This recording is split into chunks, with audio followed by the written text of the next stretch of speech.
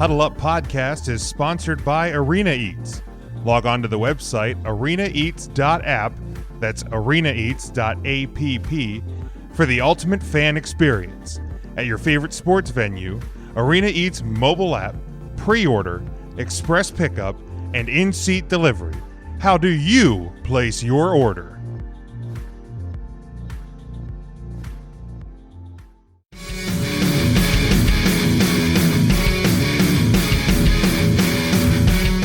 Won in 35 with the loss, so we knew you were going to pick up the win, but both of us above 500 on our picks for the year, and that's where we sit. And I think next week I want to dig back on the college football and NFL predictions from where we were from preseason and just kind of compare to what we were at. Yeah, because I think as we rolled through it, I had Tampa going pretty far, and then I backed it down. I took them on to win the division. And well, you didn't want them down. I didn't want them, so I backed them down, and I think I had the Chiefs though. I do. I think I had the Chiefs. I think I had Chiefs Eagles was my final. I was going to say I'm pretty sure you did put the Eagles in, which I mean it's the. Oh, you know what? I didn't because I do Eagles Chiefs every year, and I went Eagles Ravens. I was nowhere close. But I feel like the Chiefs were the easy one. The NFC was harder to predict, but I think as the season went on, I really did feel like it was gonna be Tampa's to lose. They especially over the last month of the regular season and then through the playoffs. And the craziest thing about the playoffs, and if you're following along with us in the live video, give us a share. Appreciate that. Get some more eyes in here on the show. I think one of the craziest things about it is if you look at this playoff year, the team that gave Tampa the biggest fits, the team that gave Tampa probably the closest thing to a loss that they got was the Washington football team back in the wild card weekend. And we had talked about that, I think, going into it, that if Tampa could get by Washington, and we wouldn't have been shocked if Washington would have pulled the upset, but we thought that Tampa had a team that looked like it was going to make a run, and obviously they certainly did. A 31-9 victory over the Kansas City Chiefs. This one was close, and then the anthem finished, and that's about all she wrote for Kansas City. Looking over just a few of the stats and a couple of the ones that I highlighted that I think were really one of the big things, Sean, that made the difference in this game. Patrick Mahomes sacked 3 times for 37 yards. Tom Brady sacked only once for 6. Of course, the 2 turnovers by Mahomes on the interceptions, no turnovers by the Buccaneers, and then penalties. Now this is one that obviously garnered a lot of headlines on Sunday. 4 penalties for the Buccaneers, 39 yards, 11 for the Kansas City Chiefs for a total of 120 yards. Obviously, those some big yardage penalties in the first half with some pass interferences. And a lot of people are not the biggest fans of Tom Brady over the course of his career. We're very quick to kind of go, the referees are in the bag for Brady. They want Brady to win. When there's smoke, James. It's 31-9 though. Now the one in the end zone before the touch, that should have been a holding, not a pass interference. There was nothing else. Now, have I seen some of those calls not be called in the regular season? Sure. But I've also seen things that are less be called. So, there's no secret the NFL has an officiating problem.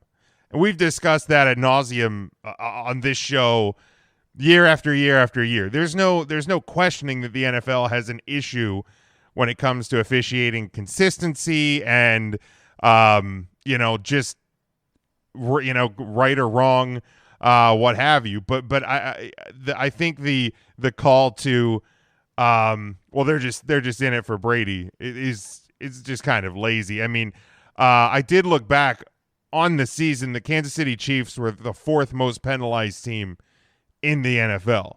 So this isn't like that they were. Well, yeah. Well, and their defensive backs do have a kind of a track record of holding and things, and they found themselves in some kind of shootout games, both in spite of it and because of it. But the one that stood out to me was there was the honey badger interception that they called a defensive holding on the play. And when you watched it back, now this isn't necessarily like for Brady thing, but it would have been a big turnaround, and it wasn't quite at the score there. But it was a down an up the field official with like some people in his way through the flag. It was kind of one of those questionable, and it's kind of a big turner because when Matthew makes that interception, I'm like, okay, turn it around, and you get a chance to do something, and that one caught my eye. The other one that like I can see why it was called was kind of the Mike Evans down the sidelines, and at first glance it looked like he got hit pretty good. And fell to his stomach.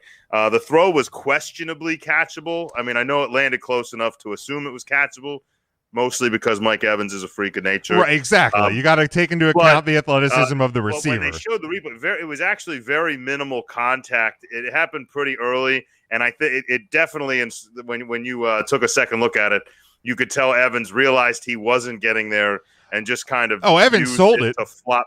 Yeah, Evans felt the touch of his feet, and he's like, "I'm going down." But here's the thing, too, and that's positional awareness by Mike Evans because that referee's in front of him. So all he's going to see is a defensive back going down, and then he goes down. Mike Evans going down, right? And at that angle, and people, that's another thing that when we're watching games from the angle that we're watching it is very different. We talked about this back in the Chiefs-Browns game with the helmet-to-helmet, and the angle that side judge was at. Same situation. You're in a position on the field where you're looking at Mike Evans, so you see a defensive back go down. And here's the thing: like, I know guys who have played defensive back in high school and college. Sure. And they are told if you are going down, take the receiver down. Now, it's a little different in college and high school. It's only 15 yards. But still. Well, yeah, in college and high school. It's like even if you take Evans down there, that's a spot foul. I don't think it was super down. I don't think it was like super. Obviously, gave him a first down. It was in the red zone. I know that. But it still saves a touchdown, gives your defense an opportunity to make a stop. But if you let him run free, then that's possibly 6. So, from that angle, again, Evans made the smart play. On replay, was it quote unquote questionable? Sure. But the bottom line is here, if you look at this game, a couple of calls in the first half aren't the difference. Like, yes, was the one, and now granted the one on the Matthews interception. Yeah. I mean, that's obviously it changes the game because the Bucs still have the ball. They go down and score. But would the Chiefs have scored, would have gone 3 and out. But by all accounts, looking over the rest of the game, the Chiefs probably don't score a touchdown. I mean, no guarantee the Bucs get one back, but the game was 31-9. And what had happened in this game is what I thought could happen with the injuries that the Chiefs had on the offensive line is the Buccaneers defense. Credit in the entire world goes out to them because they dominated at the line of scrimmage. They got in Mahomes' face, but also, and I think this is probably as critical to anything because as we learned from, I think it was a graphic I saw on Bleacher Report, Patrick Mahomes ran for almost 500 yards in this game to escape the pressure from the Bucs defense. And I'm not saying he runs that much in a normal game, but he moves around and he usually finds Tyreek Hill, who's running around like a madman. And they're able to make these crazy plays. The Bucs defense did a spectacular job at making sure that those type of plays did not happen. So, you want to talk about penalties and swings of games and all this, but the first thing that I think should be done when you're talking about Super Bowl 55 is giving the credit in the entire world to that Buccaneers defense and their coaching staff to prepare themselves and do what they had to do to contain that Chiefs offense. Oh yeah, and I know it's not physically possible, but and there was really hard to believe a scenario where the Buccaneers were going to win with that score and not give it to an MVP to Tom Brady. And obviously, coaches can't win MVPs, but I think there's an argument to be made. At least a shout out to him for Todd Bowles, who threw together a phenomenal defensive game plan. Do I think that some of their success falls on the Chiefs' inability to get creative, which was baffling to me a little bit. I felt in the first quarter, when the game was still well in hand, well endowed, and obviously could have been anybody's game. The Chiefs were doing a really great job of, they were moving the pocket and using extra blockers and factoring in a tight end to kind of mask and control the situation as kind of an awareness of, hey, we do have some holes here, but we're going to get creative and move it around. And I just kind of thought as the game went along, I don't know what Andy was doing. I don't know if they just didn't have time to get creative, if there were more injuries than I was aware of, but it didn't feel as creative, and it didn't feel. Now this game is 30-9. Great job defense. Blah blah blah.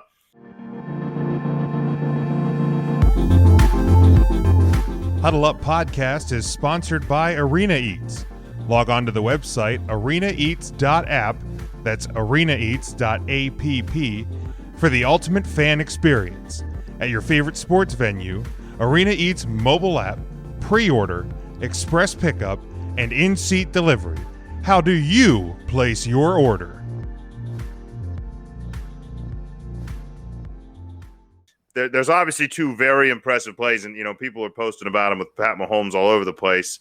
There were two throws where he was essentially horizontal, making shortstop throws to first base, except that first base was 40 yards away, and he hit two receivers in their face without a catch. And one of those should have been a Tyreek touchdown that would have been the first touchdown of the game. Mm-hmm. And that sets up a whole different ball game. Obviously very different playing in front of a home crowd with the lead and playing in front of the home crowd without one.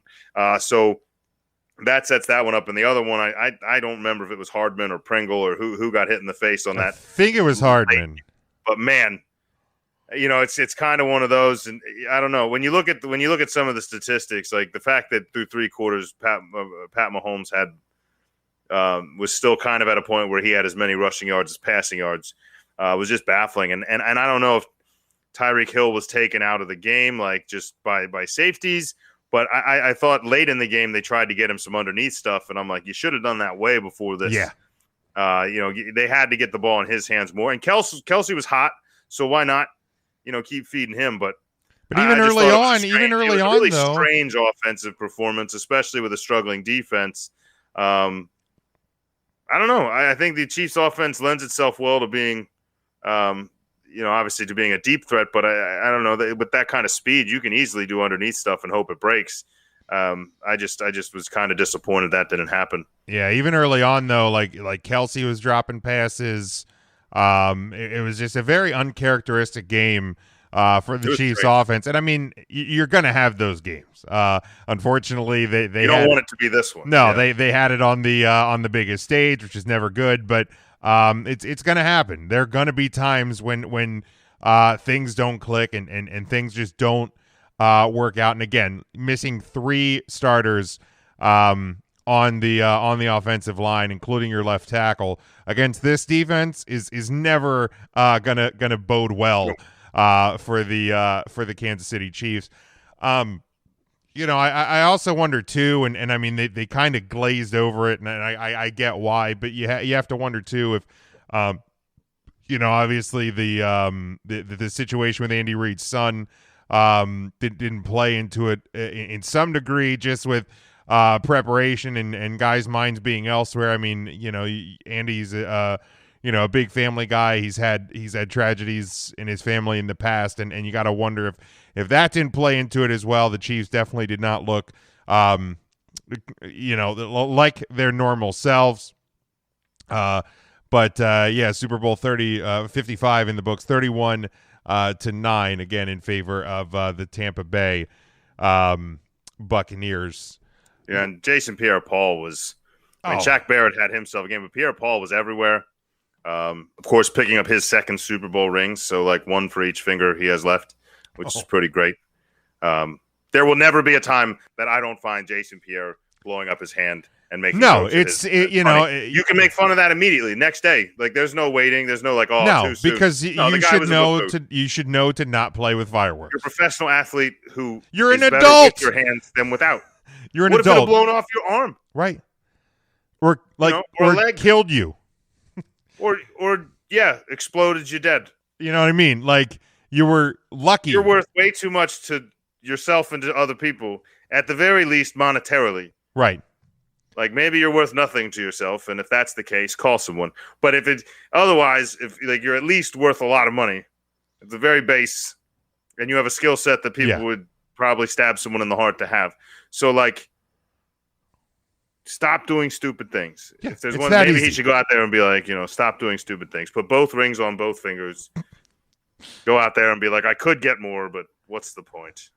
I mean, he was. This state could use some coaching. There's fireworks for he did. I'm pretty sure there's going to be fireworks for Valentine's Day. There's fireworks all year. Probably. I mean, but he did great. He came off the sideline, gave guys a high 3.5. It was really a great scene for Jason Pierre-Paul on the sideline. Was there any commercials, Sean, that you?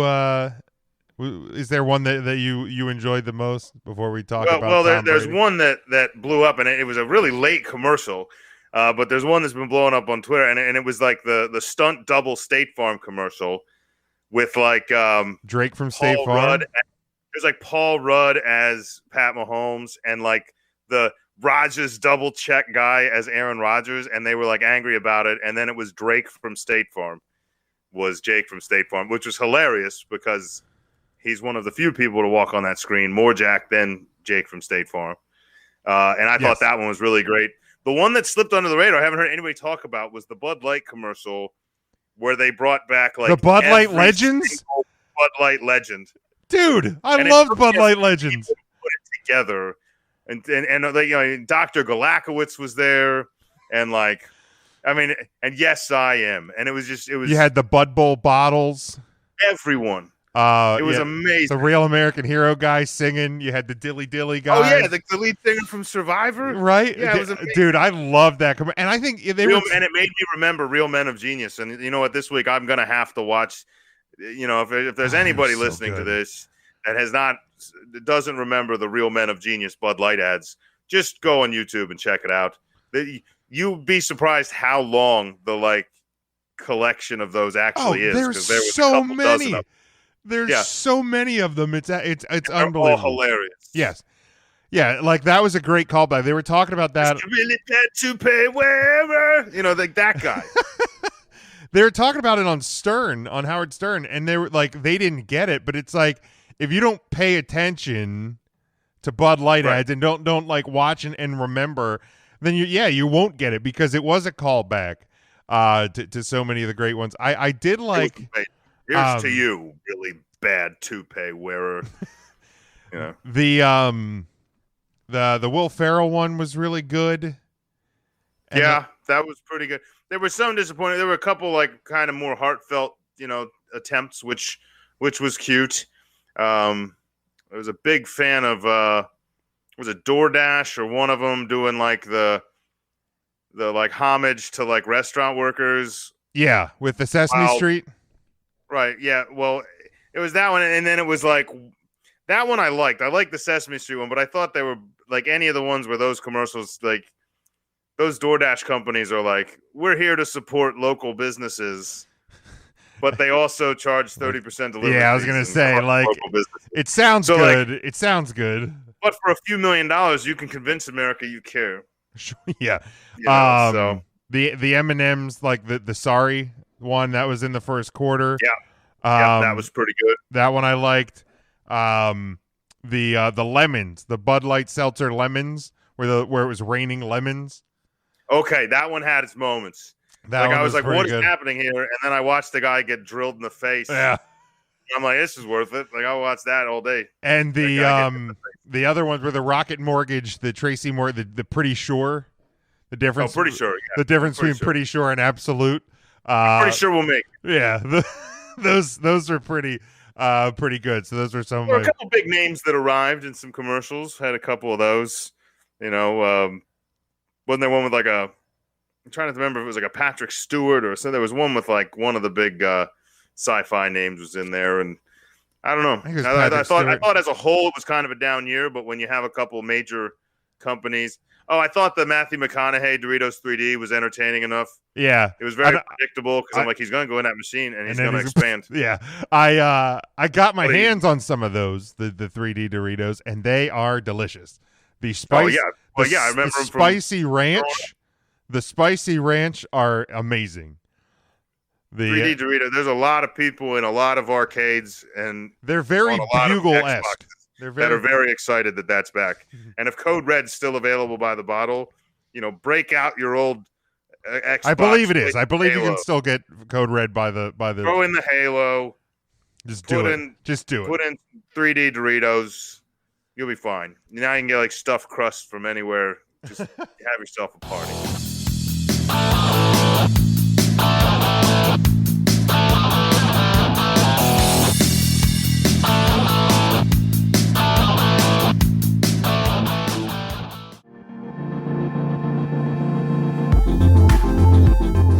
Huddle Up Podcast is sponsored by Arena Eats. Log on to the website arenaeats.app, that's arenaeats.app, for the ultimate fan experience. At your favorite sports venue, Arena Eats mobile app, pre-order, express pickup, and in-seat delivery. How do you place your order?